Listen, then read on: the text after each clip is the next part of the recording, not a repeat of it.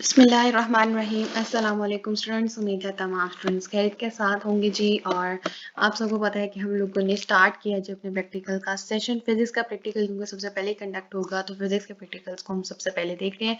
और आज आप मेरे साथ इस वीडियो में देखोगे सेकंड प्रैक्टिकल एक्सपेरिमेंट नंबर 1.2 जो कि हमारे पास वर्नियर कैलिपर से ही जो है वो रिलेट कर रहा है। और इससे पहले वाले लेक्चर में भी हम लोगों ने वर्नियर कैलिपर को डिस्कस किया था, उसकी डेफिनेशन, उसकी हम लोगों ने देखी स्केल्स कितने होते हैं, उसके डायग्राम में आपने क्या क्या चीज़ें याद रखनी है, वाई बाय वॉइस हमारे पास इसमें से काफ़ी बनता है। वो सारी चीज़ें हम लोगों ने इससे पहले वाले लेक्चर में वर्नियर कैलिपर की डिटेल के साथ डिस्कस की थी। जीरो एरर कब पॉजिटिव होता है, कब नेगेटिव होता है, करेक्शन आप कैसे निकालोगे, आपको फॉर्मूला कैसे पता होना चाहिए, सारी चीज़ें हम लोगों ने देखी थी। अगर आप लोगों ने वो स्किप किया और अभी तक नहीं देखी तो नीचे आपको जो है प्लेलिस्ट का लिंक मिल जाएगा वीडियो के डिस्क्रिप्शन बॉक्स में।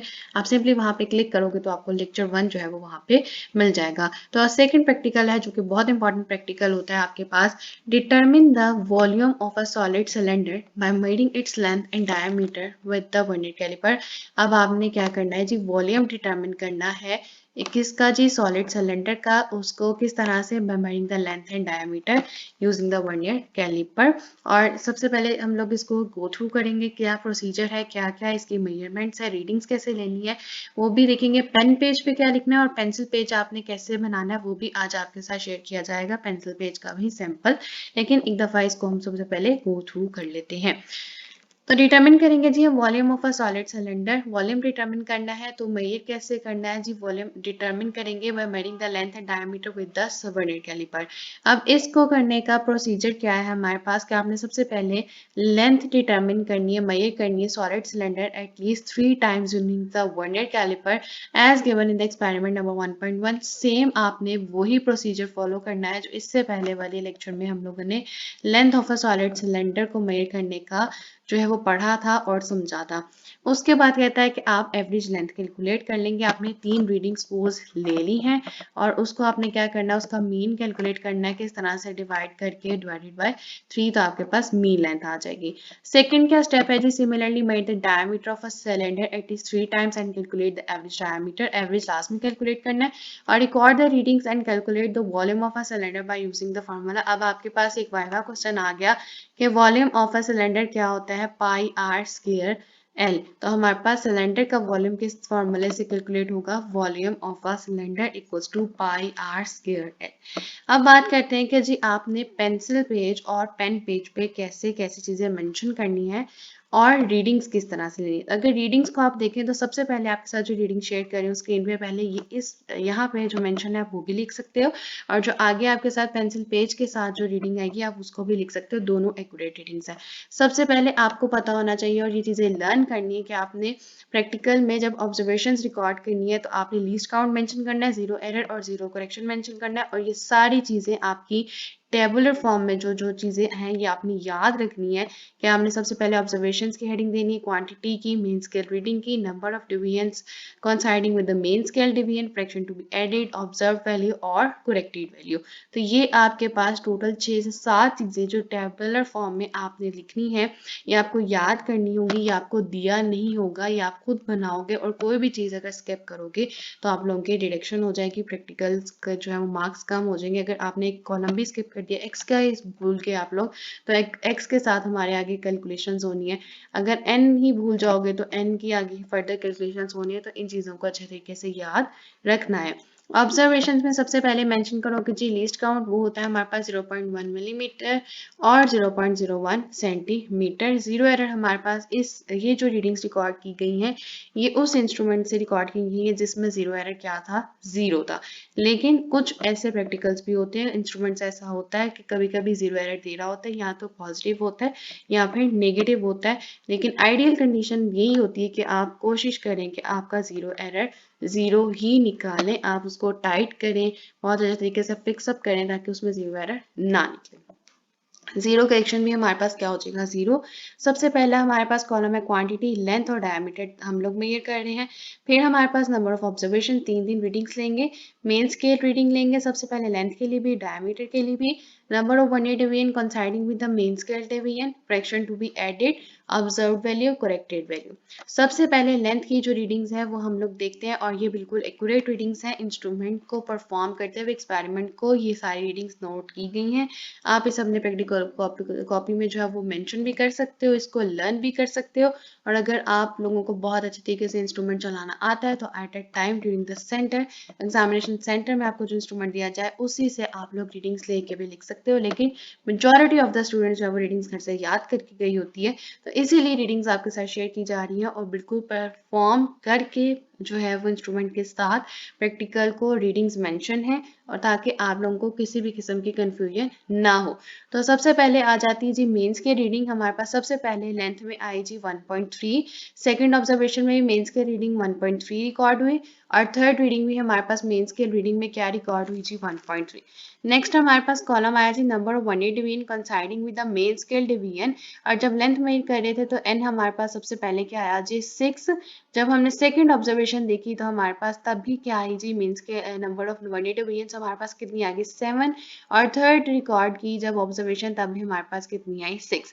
आगे हम लोगों ने x equal to n into least count से हम लोगों ने क्या किया मल्टीप्लाई। यहाँ पे लीस्ट काउंट आपने यूज करना है 0.01 सेंटीमीटर, क्योंकि ये हमारे पास जो आता है वो हमारे पास सेंटीमीटर्स में आएगा, तो मिलीमीटर वाला मल्टीप्लाई नहीं करना।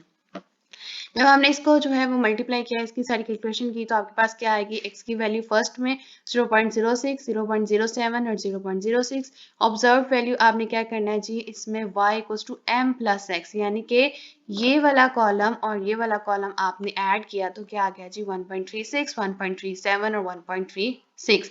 उसके बाद आपके पास करेक्टेड वैल्यू क्या आई जी, क्योंकि जीरो करेक्शन हमारे पास जीरो है तो आपके पास जो यहाँ पे ऑब्जर्व वैल्यूज थी वही आपके पास करेक्टेड वैल्यूज में आ जाएंगी। नेक्स्ट हम मेजर करेंगे जी डायमीटर। डायमीटर किस तरह से मेजर किया, पहली रीडिंग आपने दी मेंस की रीडिंग आई हमारे पास जब इंस्ट्रूमेंट से परफॉर्म किया प्रैक्टिकल तो आई जी 0.9। कितनी डिवीजन्स कोइंसाइड की जी 3, फ्रैक्शन ऐड होके हमारे पास आंसर आया 0.03। ऑब्जर्व कितनी होगी वैल्यू 0.9 थी तो डायमीटर क्या कैलकुलेट हो गया 0.93। सेकंड ऑब्जर्वेशन में मेंस के रीडिंग 0.9 आई जी, वर्नियर डिवीजन कोइंसाइड की जी 4, उसको हमने कैलकुलेट किया तो 0.04, ऑब्जर्व वैल्यू 0.94 और करेक्टेड वैल्यू क्या होगी जी 0.94। 3 में हमारे पास ऑब्जर्वेशन क्या है जी मेंस के reading 0.9, number of vernier division हमारे पास कितनी थी जी 2, फ्रैक्शन टू बी एडेड 0.02, जब हमने n को मल्टीप्लाई किया लीस्ट काउंट से ऑब्जर्व वैल्यू 0.92 और हमारे पास करेक्टेड वैल्यू क्या आ जाती है जी 0.92। देन हम लोगों ने कैलकुलेट कर लेना है G mean length. Mean length हमारे पास कैसे कैलकुलेट होगा 1.36, 1.37, 1.36 को ऐड किया और डिवाइड किससे कर दिया आपने, इन तीनों वैल्यूज को 3 से डिवाइड किया तो हमारे पास मीन लेंथ कितनी आ गई जी 1.36 सेंटीमीटर। डायामीटर हमने कैसे कैलकुलेट करना है जी 0.93 प्लस 0.94 प्लस 0.92, इसको हम लोगों ने किससे डिवाइड कर दिया जी 3 से डिवाइड किया तो हमारे पास मीन डायमीटर कितना आ गया जी 0.93 सेंटीमीटर। नेक्स्ट हमने कैलकुलेट करना होता है जी रेडियस, क्योंकि वॉल्यूम के लिए हमें क्या चाहिए जी रेडियस चाहिए है। अगर हम फार्मूले में देखें तो पाई आर स्क्वायर एल फार्मूला है, पाई की वैल्यू पता है, एल हम लोगों ने मीन से कैलकुलेट कर लिया है और रेडियस हम लोग किस तरह से निकालते हैं with the help of the diameter.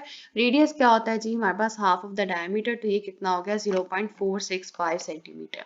Next page पे आ जाते हैं, अपनी कैलकुलेशन परफॉर्म करते हैं, कंप्लीट करते हैं। Volume of a solid cylinder क्या होता है जी पाई आर स्क्वायर एल, यानी कि radius of a cylinder into length of a cylinder. Radius का क्या होगा जी स्क्वायर हो जाता है तो 3.1416 इंटू 0.465 स्क्वायर इंटू 1.36, तो हमारे पास वॉल्यूम क्या आ जाता है 0.9238 cm क्यूब, और इसका यूनिट जो है वो आपने बहुत अच्छे तरीके से याद रखना है। तो ये हमारे पास क्या हो गया जी, हमारे पास प्रैक्टिकल ये वाला कंप्लीट हो जाता है।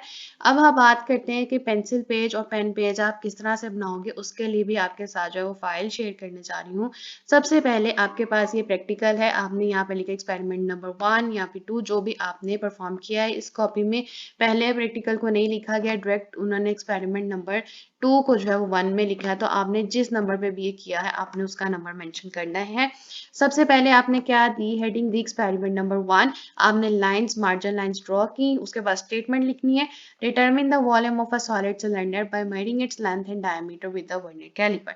अगर आपके पास स्पेस है तो आप लोग यहाँ पे अपरेटस भी मेंशन कर सकते हो, हेडिंग दी अपरेटस की, और अपरेटस मेंशन किया, उसके बाद आप फिगर बनाओगे। ये फिगर जो है वो ड्रॉ हुई आपके सामने इसी तरह से नीट एंड क्लीन फिगर बनानी है। फिगर आपको याद होनी चाहिए, एग्जाम में बनानी पड़ती है। लेबलिंग करनी है, आउटसाइड ड्रॉ, ये इनसाइड ड्रॉ है, ये वर्नियर कैलिपर है, ये हमारे पास स्क्रू है, और यहाँ पे मेन स्केल है, और ये एक वर्नियर कैलिपर जो होता है इंस्ट्रूमेंट होता है छोटा सा, और इससे हम लोग छोटे से छोटी चीज की जो है वो कैलकुलेशंस कर सकते हैं, लेंथ की, डायमीटर की, वॉल्यूम की, जो चीजें हम लोग कैलकुलेट करना चाहे कर सकते हैं। इवन क्या हम लोग हेयर, अपने बाल की कैलकुलेशंस करना चाहे, लेंथ करनी है, डायमीटर डिटरमिन करना है, वॉल्यूम डिटरमिन करना है, वो हम लोग इस इंस्ट्रूमेंट के थ्रू कर सकते हैं।